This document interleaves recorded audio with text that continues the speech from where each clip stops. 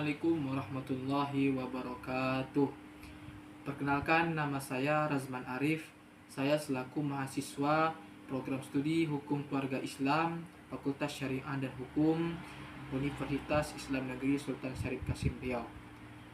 Di kali ini saya akan membacakan sekaligus memberikan makna sedikit mengenai tafsir ayat-ayat ahkam yang ada di dalam Al-Quran. Yang pertama, Quran Surah An-Nisa ayat 24 tentang mahar yang berbunyi, A'udzu billahi minasyaitonir rajim. Bismillahirrahmanirrahim. Wal muhsanatu minan nisa'i illa ma malakat aymanukum kitaballahi alaikum wa uhilla lakum ma wara'a dzalikum an tabtagu bi amwalikum muhsinina ghaira musafihin famastamta'tum bihi minhunna fa'atuhunna ujurahunna faridata wala junaha alaikum fima taradaitum bihi min ba'dil faridah innallaha kana aliman hakima. Ayat tersebut menjelaskan bahwasanya hendaklah calon suami itu memberikan mahar ataupun mas kawin kepada calon istrinya yang hendak dinikahi, dan calon istri hendaklah meminta mahar ataupun mas kawin kepada calon suaminya sesuai dengan kemampuan yang telah ada pada calon suami tersebut.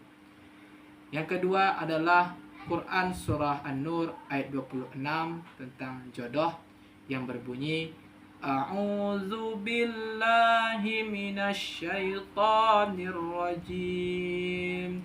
Bismillahirrahmanirrahim. Al-khabithatu lil-khabithina wal-khabithuna lil-khabithat wat-tayyibatu lit-tayyibina wat-tayyibuna lit-tayyibat ulaika mubarra'una mimma yaqulun lahum maghfiratun wa rizqun karim. Ayat tersebut menjelaskan bahwasanya laki-laki yang keji hanya untuk perempuan yang keji, begitupun sebaliknya, dan laki-laki yang baik hanya untuk perempuan yang baik, begitupun sebaliknya. Di sini ayat tersebut bermakna bahwasanya kriteria seseorang itu tidak jauh dari kepribadian seseorang tersebut. Yang ketiga adalah Quran Surah Al-Baqarah ayat 222 sampai 223 tentang larangan menggauli wanita yang sedang haid, yang berbunyi, A'udzu billahi minasyaitonir rajim. Bismillahirrahmanirrahim. Wa yas'alunaka 'anil mahid qul huwa adza fa'tazilun nisaa fil mahid wa la taqrabuhunna hatta yatahur fa iza tatahharna fa'tuhunna min haitsu amarakumullah innallaha yuhibbut tawwabina wa yuhibbul mutatahhirin. Nisa'ukum harsul lakum fa'tu harsakum anna syi'tum wa qaddimu li anfusikum wattaqullaha wa'lamu annakum mulaquh wa basyiril mu'minin. Ayat tersebut menjelaskan bahwasanya seorang suami dilarang untuk menggauli istrinya dalam keadaan haid ataupun dalam keadaan kotor. Apabila istri tersebut sudah memasuki dalam keadaan suci, maka datangilah istri tersebut untuk dapat menggaulinya, karena sesungguhnya Allah itu mencintai akan kesucian. Yang keempat adalah Quran surat At-Tolak ayat 6 tentang nafkah suami yang berbunyi, A'udzu billahi minasy syaithanir rajim.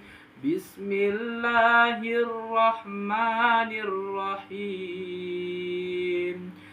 Askinuhunna min haitsu sakantum min wujdikum wa la tudarruhunna litudayyiqu alaihinna wa in kunna ulati hamlin fanfikuhunna hatta yada'na hamlahun fa in arda'na lakum fa'atuhunna ujurahunna wa tamiru bainakum bima'ruf wa in ta'asartum fasaturdi'u lahu ukhra.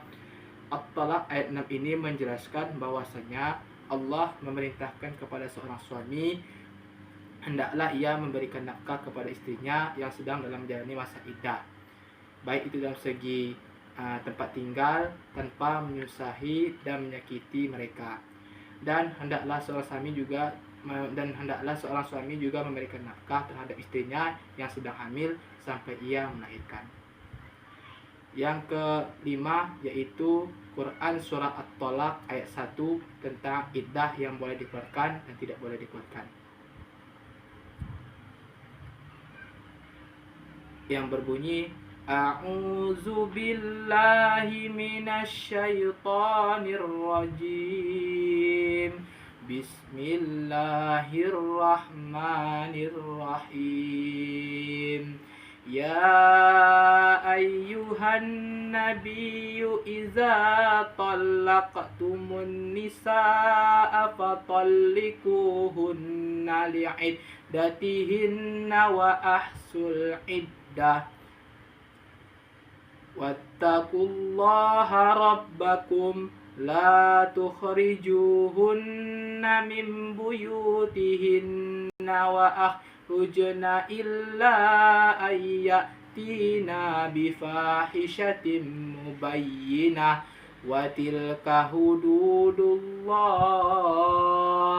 wa man yata'adda hududallahi faqad zalama nafsah la tadri la'allallaha yuhdisu ba'da zalika amra. At-Talaq ayat 1 ini menjelaskan bahwasanya Allah Subhanahu wa taala memerintahkan agar seorang suami hendaklah mematuhi tentang tata cara talak dengan sesuai syariat, yaitu hendaklah seorang suami itu menceraikan ataupun mentalak istrinya ketika sedang suci ataupun belum digauli, dan hendaklah suami itu agar dapat memerhatikan masa iddah seorang istri itu dengan sebaik-baik mungkin dan tidak sewenang-wenang terhadapnya. Keenam, tafsir ahkam surah Al-Ahzab ayat 49 tentang wanita yang diceraikan oleh suaminya sebelum digauli, yang berbunyi, A'udzu billahi minasy syaithanir rajim. Bismillahirrahmanirrahim.